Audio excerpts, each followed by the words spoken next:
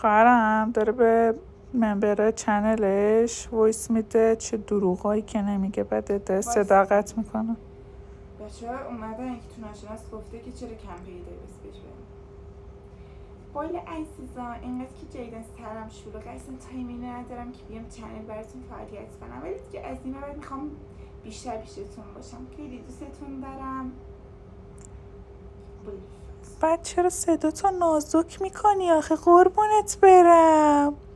چش صدام همین بود دیگه، اصلا نازک نکردم. بعد الان ته ویدیو میخوام از مشغله کاری خواهرم براتون بسارم. مشغله کاری من چیه؟ بعد خودتون دیگه ببینید واقعا چقدر سر شلوغه. مشتبه قطعش کن. سحر خیزی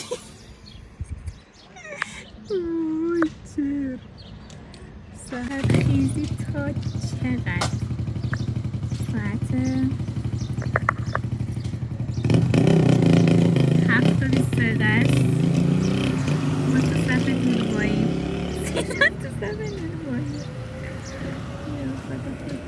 لنم رفته برامون نون گرفته.